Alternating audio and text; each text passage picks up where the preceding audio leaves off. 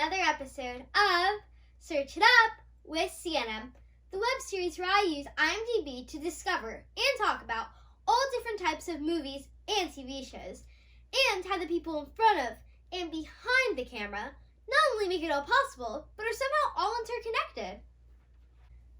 I'm so excited because I'm going to be talking about an amazing movie called Home Alone. I'm pretty sure you guys have heard of it before. And you guys better stay tuned because I have an interview with a special guest coming up. His name is Tarquin Gotch, and guess what? He's the executive producer of Home Alone. I mean, wow, the executive producer, he does so much and he makes the movie magical and makes it happen. The movie was directed by Christopher Columbus and written and produced by the late John Hughes. The movie is about an 8-year-old boy named Kevin McAllister who is accidentally left home alone when his family goes on vacation. And he thinks that it's so great that he's home alone. He thinks that he can do whatever he wants because he's home alone. But once the two big bumbling burglars come in, it's not the best experience. But it is pretty funny because he does beat those bumbling burglars pretty good. He makes them he sets booby traps all over the house. He makes them trip and slip and fall and go down the stairs and burn themselves. It's hysterical. I think that this movie is obviously so funny. I mean, you can laugh every second of the movie. And this movie is also so timeless. I mean, I've done so many timeless movies, but if I had to pick a first place, I think that this one's really timeless. I mean, I love this movie. My parents love this movie. People younger than me can't get enough of this movie. And even my grandparents still like this movie. I mean, that shows how timeless it is. The movie stars Macaulay Culkin as Kevin, Joe Pesci as Harry, Daniel Stern as Marv, John Hurd as Peter, and Katherine OHara as Kate, and Robert Blossom as their neighbor, Marley. I love the stunts in Home Alone. I mean, they're great. There's so many stunts in Home Alone, too, like when they're slipping and tripping at the end, and also when, when Kevin's climbing up the shelf and then he falls down. I mean, that's really cool how the stunts, they do all of that and they hurt themselves, and they think it's fun, actually. I mean, that's kind of crazy, but it's kind of funny, too. I also love the music. I mean, John Williams, he's just an amazing composer. He's legendary. I mean, he's done not just Home Alone's music, but millions of others, but one of his most popular is Star Wars and also Superman, too. My favorite part of this movie was probably, I have a few, but I think my favorite, too, is when Kevin's, putting the aftershave on and he goes, ah! I mean, that was a memorable scene. I mean, it's on the cover of Home Alone. He's like this. Also, I thought what was also really cool, one of my favorite scenes, too, was that when Kevin is, getting all of his stuff ready, when he's planning, when he scrolls out the paper and he gets all the stuff ready, hanging everything all over the place. I mean, that's just where the magic happens. That's when he's ready to battle. He's ready. He's flexing those muscles. He's ready to battle. Before we jump into my interview with Tarquin, I'd like to tell you a little bit about his background. He was born in London, England, and started his career as a band tour manager. He then became a music publisher for Arista Records. In the early 1990s, Gotch was asked by John Hughes to move to Chicago to run his film company, Hughes Entertainment, where he was executive producer on Curly Sue, Dutch, Only the Lonely, Home Alone. He also worked as a music supervisor on such films as Ferris Bueller's Day Off, Planes, Trains, and Automobiles, Uncle Buck, and the TV show The Wonder Years. Currently, he is executive producing the documentary series Cars That Rock with Brian Johnson from AC/DC. He also has a half-hour comedy series for UK TV. Well, ladies and gentlemen, it's time. I'm so excited to introduce my special guest today, Tarquin Gotch. Woo! What are you responsible for as an executive producer on a movie? Well, executive producers normally help put the whole project together from right from the start, with putting the finance together, hiring directors and cast and everything. In this particular instance, with Home Alone, John hired me at the last minute to join the filming, which had already begun. But he wanted to pour oil on the water to smooth things out, because there had been some friction on set. Mm-hmm. And I'd worked with John for many, many years as his music supervisor, and he knew me to be a calm and smooth talking Englishman. Why do you think you guys work so well together? Well, it was a huge privilege to work with John, who I think is one of the most talented American directors of the last century. And the reason why he hired me initially as a music supervisor was because he loved English music. And Kelly LeBrock invited me to the set of Weird Science, and I was chatting to John, and when he realized that I was English, that I was an A&R man who'd worked for record companies, that I managed pop groups from England, he just suddenly realized that he'd moved a step closer to what he really wanted to put in his films, which was a lot of English alternative music. That's so cool. How often were you on set for while the movie was filming? For Home Alone, I was there the whole time. I probably arrived a week into filming, and then I was there for the rest of the shoot, and made sure everybody was happy, and it was a pretty happy shoot thereafter. I mean, it was difficult because you had Joe Pesci, who didn't like to start too early, and you had Macaulay, who could not film too late. Mm-hmm. And so trying to get everything filmed within a day to stick to your schedule was quite tricky. But Chris Columbus is a fantastic director and an extremely nice man. And it all went pretty good, really. Yeah, I love Chris Columbus's work in Harry Potter and stuff too. I'm a huge Harry Potter fan, so. Ah, good. Well, yes, Chris is, he's just one of the best. He's I can't say nice enough things about him. Yes. How, because you said you're on set often with filming Home Alone, so favorite memories that you had during filming Home Alone? Well, you're usually just so worried about the day. Are we going to get this scene? And how much time have we got? And what time do we lose Macaulay? Well, I do remember that the ADs who, you've got the director and you've got the DP, and then you've got the assistant directors, and they sort of run around organizing things. And if we were under real pressure, they would try to bribe Macaulay with sweets or cash to get the scene done in time. And because, while he was earning a lot of money for a kid your age, that money went to his parents. I mean, it didn't go, he wasn't being given cash at the end of the week. And so he liked getting a little bit of cash. That's funny. Was Macaulay like a handful to work with on set, or? No, he was nice. He was a nice kid, the parents, that when you're trying to get a lot done in a short space of time, there is a sort of friction. There is, because you have to say, look, we need to do this. We've got to hurry up, and can you come early? Can you go? Can we please go a little late? No. And so there's a little bit of friction there, but not with Macaulay. He was a sweetheart. This is like Macaulay's like breakout role. Like Home Alone was like when he like had his biggest role. Yeah. He got some other roles after that. Did you know, like during the production, did you see like a spark in him that you knew that the movie was gonna go somewhere? No. The spark was first seen by John on Uncle Buck.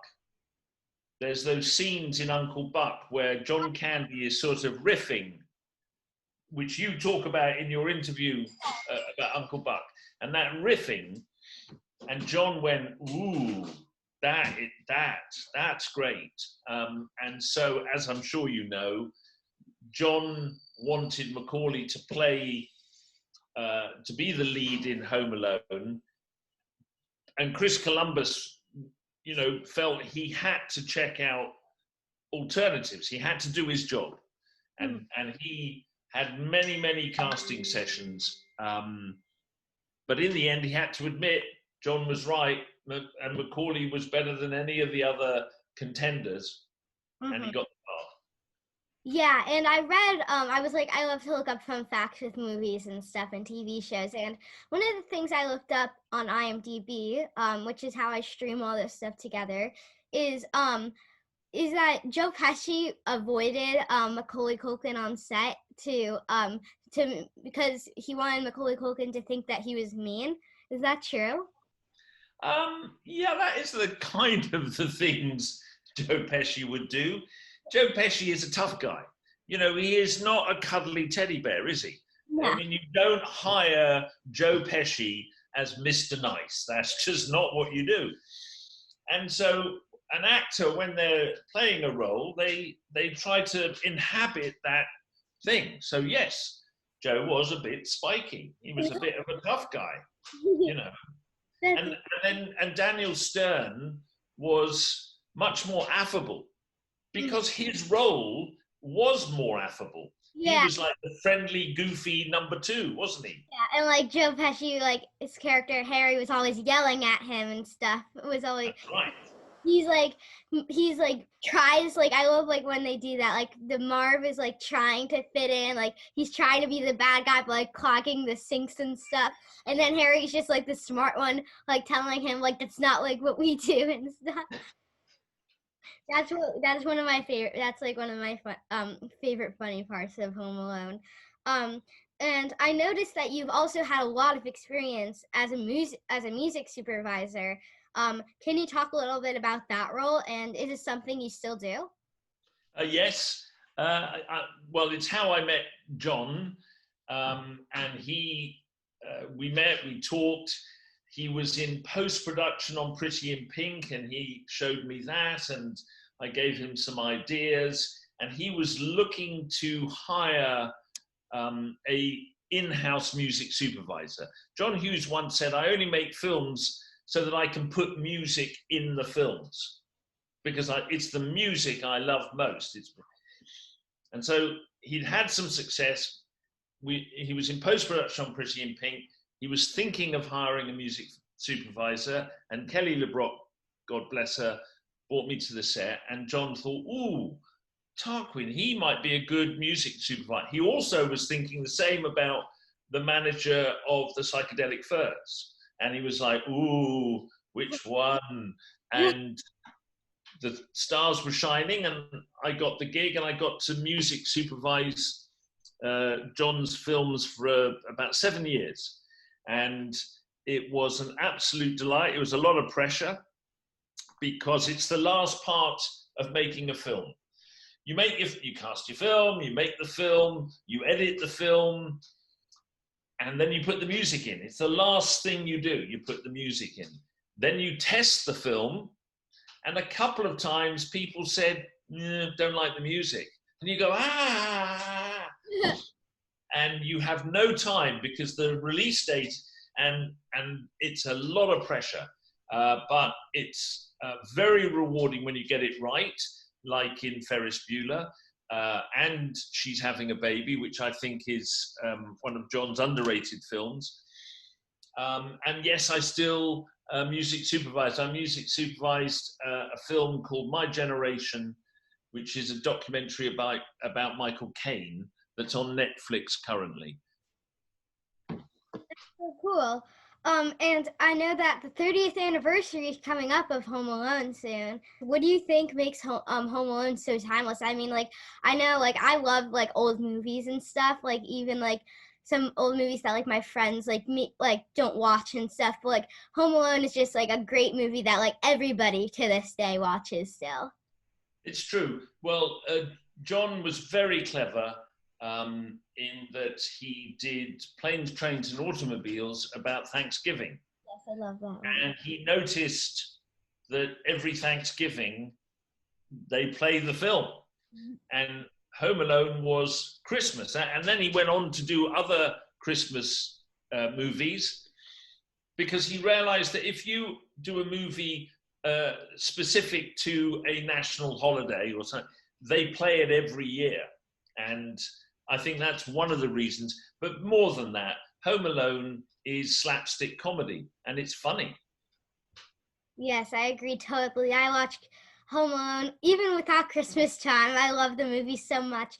I love like when he goes and stops the robbers, and just a 10-year-old is beating like 40-year-old robbers at their job. So it's kind of funny. And is it clear that Kevin is the hero in the movie in your eyes? Because Yeah. it is pretty clear. But are there any other unsung heroes in the movies? In the movie that's like heroes in your eyes? Well, do you think there is? You do, don't you? You think there's somebody else. There's The Neighbor, which was a late addition by Chris Columbus. Yeah. In terms of the cast or the characters in the film, I think it's all Macaulay's. It's his film. I definitely agree with Marley is a little bit of the hero, but definitely Macaulay Culkin. But the mom, Katherine OHara, I feel like she has a little spark because, I mean, she's the hero too because she's she kind of like she like stays at the airport and stuff. Like she's dirty. She hasn't showered in like 2 days and stuff, and she just waits there for to get a flight home. Like they offer her one in like 1 day and she won't take it. She wants to go now. So I thought that that's maybe someone too that was a She, she's a wonderful character, and Katherine O'Hara was a delight to work with. I'm thrilled to see her in Shit Creek on Netflix. I think she's very funny in that.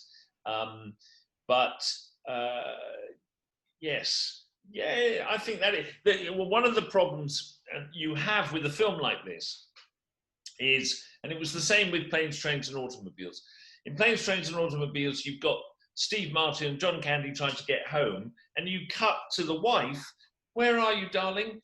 And with Home Alone, you've got the action in the house with Macaulay, and you cut to Paris. "Oh, what's happened?" And that cut to Paris is, let's be honest, it's a little dull compared to the slapstick comedy and the action and the stuff going on there. So when the script first started, there was quite a lot of mum and dad and the thing. But as the film got made, that shrank because you just want to spend your time with Macaulay and the Wet Bandits. You see, that's actually perfect. That just sparked something in my head. My next movie that I'm reviewing is Big from John Hurd because he plays Paul in Big, and that's Yes. and those three movies. Like sometimes when you watch a movie or TV show, like say you're transported to like a different world and stuff, like a fantasy world, like you time freezes almost. They don't really show what happens, but like in these like those three movies, Planes, Trains, and Automobiles, Home Alone, and Big. Big, yeah, they all like they like there's all things happening. Like even though Kevin is home alone, it's not like the mom doesn't know that he's not there. She knows that he's home alone. That's right. But in the house with Kevin, things are changing. Mm-hmm. You know, the burglars, they're outside. Oh, you think, oh, the neighbor. Oh, there's a lot. In Paris, it's just the parents going, ah, ah. That doesn't change. So it's not as interesting as the action. Yeah, and also something that I thought was really funny too, was when they were like when they got home, everyone the family was home, and Kevin was like, and then he was like, I got the fabric softener and like eggs and milk and stuff. And then John Hurd was like, what else did you do while you were gone? He was like, just hung around. Like then he did like all this like you fought robbers and he made the whole house destructive and stuff. I thought was really funny. And Yeah. is there any other projects that you're working on, that you're currently working on, that you can talk a little bit about? Well, I now live in England and I'm making television over here. I work with Brian Johnson from AC/DC, and we have a television series called On the Road where he interviews other rock stars. And I manage Andy Summers and Stuart Copeland from The Police. And Stuart has a couple of shows on television.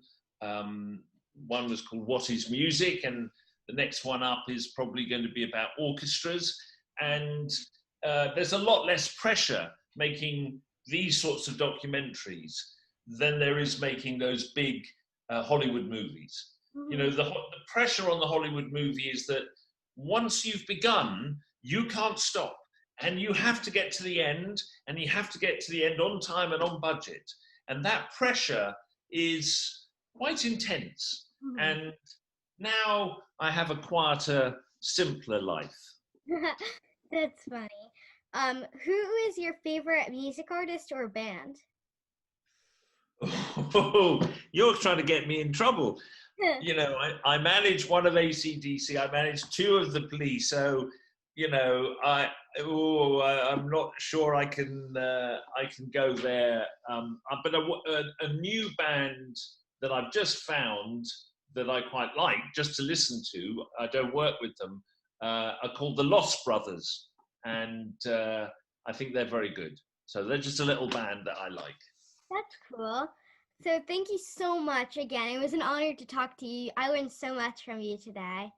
Well, listen, I've learned from you, and it's so exciting that something I worked on 40 years ago is, 30 years ago, is still popular with you, and that is very exciting. So thank you for your interest.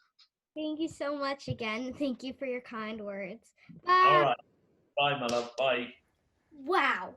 Wasn't that amazing, guys? I hope you guys enjoyed it as much as I did. He had so many interesting stories to tell. Speaking of interesting stories, here's a couple of fun facts from Home Alone that you may like. At one point in the movie, and I'm pretty sure you guys are familiar with this scene, when Kevin places a tarantula on Marv's face, he grabs and then places it when Marv is holding onto his ankle. That was actually a real tarantula. I mean, wow, they gotta be careful with that because they don't want anyone getting bit or hurt. And another cool fun fact is, remember when I was telling you that one of my favorite parts of the movie was when Kevin does this? Well, he wasn't exactly supposed to do that. Well, when he was putting on his dad's aftershave, he was supposed to go like this and scream. But instead, he was doing it, and he kept his hands there. I think that's pretty cool, because that's a very iconic moment. It's on the cover, it's everywhere when you see Home Alone. Now I'd like to give a huge shout out to Christopher Columbus, who, as you know, has directed this amazing movie, Home Alone, and he's also directed some other amazing movies, including Mrs. Doubtfire and Harry Potter. If you guys haven't checked those two movies out yet, well, you better, because they're really good. And now, I would like to give a little recap on how we got to Home Alone today. We started with Greenhouse Academy, and one of the stars in Greenhouse Academy is Benjamin Papek, and Benjamin Papek was also in Goosebumps. So Jack Black was one of the stars of Goosebumps, so Jack Black to Jumanji The Next Level, and Dwayne Johnson was one of the stars in Jumanji The Next Level. So Dwayne Johnson was also in Moana, and Tamura Morrison was also in Moana 2, and Tamura Morrison was in Star Wars Revenge of the Sith, and James Earl Jones was in Star Wars Revenge of the Sith, and James Earl Jones was also in Field of Dreams, and in Field of Dreams was Amy Madigan and Gabby Hoffman, and Amy Madigan and Gabby Hoffman were also both in Uncle Buck, and in Uncle Buck was Anna Klumsky, and Anna Klumsky was also the star of My Girl, and one of the other stars of My Girl was Macaulay Culkin, who is the star of Home Alone. Well, now, before we end for today's episode, I'm going to search it up on IMDb and see what movie we're gonna talk about next. Let's see. The cast of Home Alone. Oh, hey, that's interesting. One of my favorite movies, I love this movie so much, is Big. And John Hughes, who plays the dad in Home Alone, is in Big too. I love Big, so I can't wait to talk about it next week and for you guys to tune in. See you next time.